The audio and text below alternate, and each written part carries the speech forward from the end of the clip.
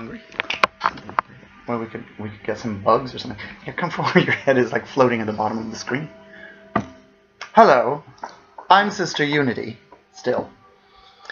And with me, you may recognize from past videos, is... Sister Harlot. Nice to meet you again. We've just come from the downtown LA Proud Festival. Los Angeles has 2 Pride festivals, and there's ancillary festivals in towns around LA like Long Beach Pride and Palm Springs Pride and Antelope Valley Pride and San Fernando Valley Pride, San Gabriel Valley Pride, Long Beach, Sister Unity's Anus Pride, Harlot's Butthole Pride. That's a party. Mine's a party of one. Mine fits a couple.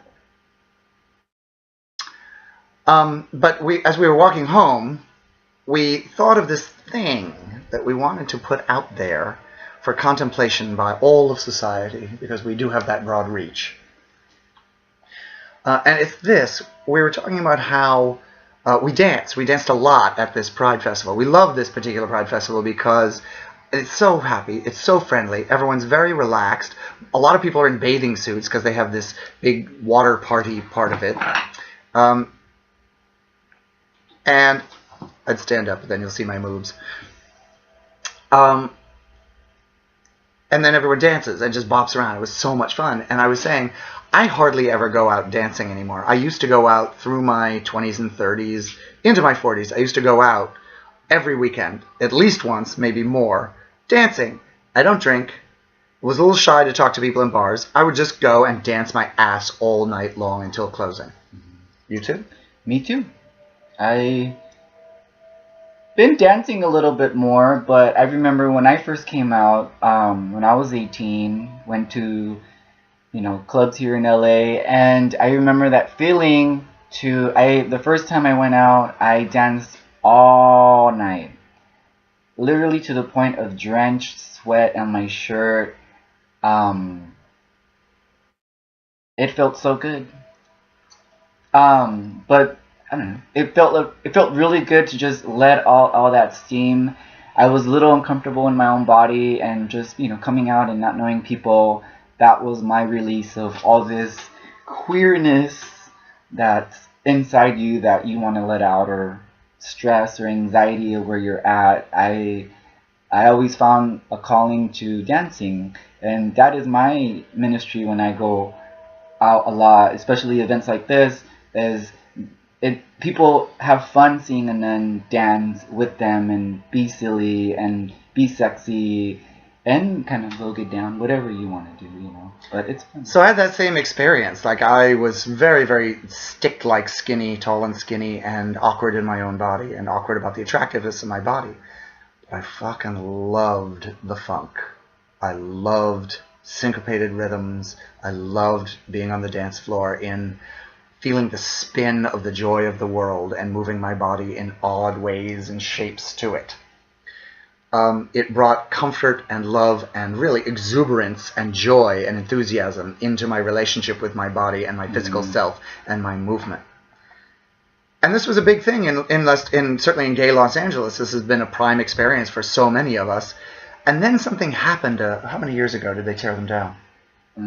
About 3 years ago now. They tore down 2 of the biggest dance clubs, especially for young people, Arena and Circus. And all of the other clubs downsized and de-emphasized their dancing and their dance floors and made it more about go-go boys and fancy cocktails. It just seems like there was a shift from like dance your ass off culture to happy bar culture. Happy bar culture is great and fine, but this de-emphasis of dance, when we were talking about it, it made me think too about last summer when I was in Europe, and I was in Lithuania, a country that had been behind the Iron Curtain for most of the 20th century, so it didn't go through a lot of what the Western countries had gone through.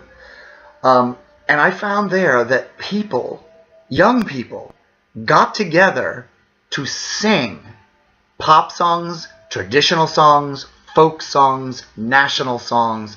They got together and someone would have a guitar and they would sing. It was like some movie from the 50s or 60s. And I found that to be more true in Europe in general as well than here in the United States, where people not necessarily like in certain religious organizations. My nephew, my nephews, Jonathan, played, and my other nephew Matthew, when he was in the church, they both played in church band, and there's a lot of singing. So certain circumstances do retain that. But in our community, in the gay community, when do we sing together?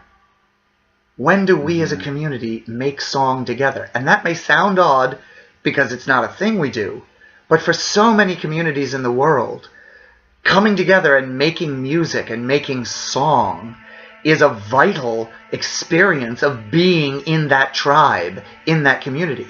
So there's that. And then with the deconstruction of these clubs and this emphasis to bar culture, there's a de-emphasis on dancing together, on our bodies moving together.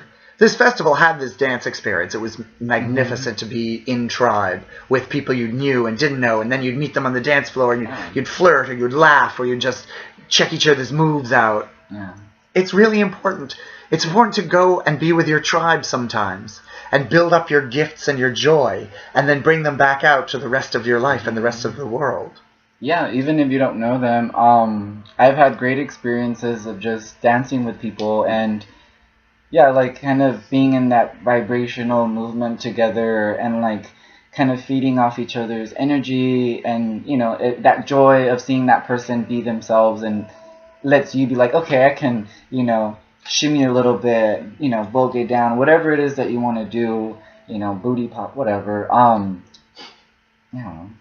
And you don't have to Shovel, be good. I don't know. You don't have to be good at dancing to move, to just move, wiggle, whatever. Listen to the music and you feel it, and it's like, how does it make you want to move? And then just move that way. And if anyone fucking ridicules you, you tell me, and I will come and smack them. Let no one interrupt your joy. Yeah. So I would like to challenge everyone in the gay community worldwide to create occasions and join in occasions when we sing together and when we dance together. Now I realize one of these will probably happen a little more than the other. Dancing is probably more accessible. But can we also make music together in some way? Drumming circle, just getting together with a guitar, having friends over and saying, okay, here's some sheet music we're going to sing. Here's some song lyrics I downloaded from online we're going to sing. Christmas carols, like in July, like whatever. Yeah. Pornographic songs. Go get the lyrics from Wendy Ho's songs and just sing together. Just use your voices together. I rather think that that is one of the important ways that we reaffirm our sense of self, both individually, but also as people together, as tribe. And when we have tribe, we have so much more support for then going out and fighting political fights or facing homophobia.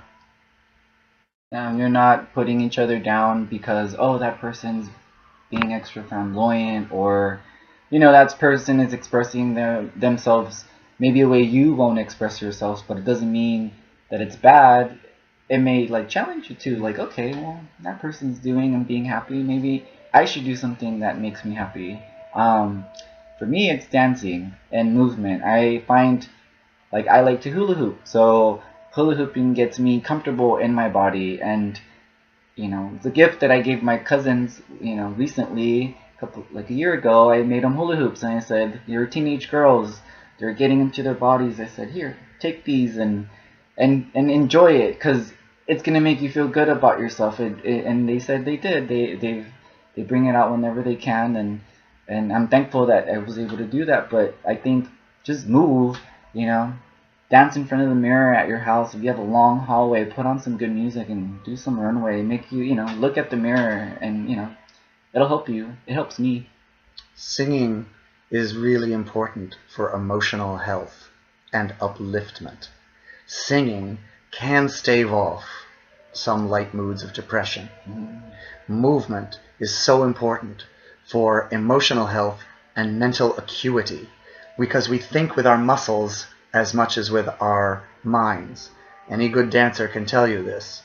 We are connected, and doing these things together is also not only good for us individually, but is good for us as a society. There's this great story of these monks in a monastery, and they would sing 9 hours a day. They would chant and sing, and they would then go around the chores, and then they go have lunch, and then they go back and sing. And they got a new abbot, and the new abbot thought that maybe a little more emphasis on the chores and on prayer would be good, so he cut down the hours of the singing. This is a true story, by the way.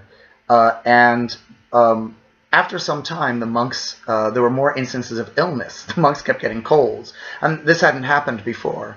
And the abbot was like, well, why is that happening?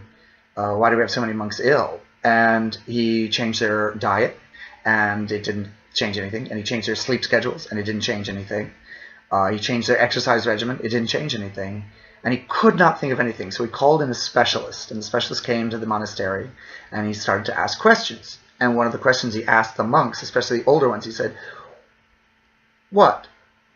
Out of any subject department in the monastery, what has changed from before the time of getting sick to now? And the monks thought, and they said, really, there's not anything. It's such a steady medieval routine. Oh, but there was this one thing. We've reduced the number of chanting hours. And so the guy suggested to the abbot that they try the old schedule. They tried the old schedule and whacked in 9 hours of chanting, and the illnesses disappeared. Ooh. So how can you make occasions for song together and dance together?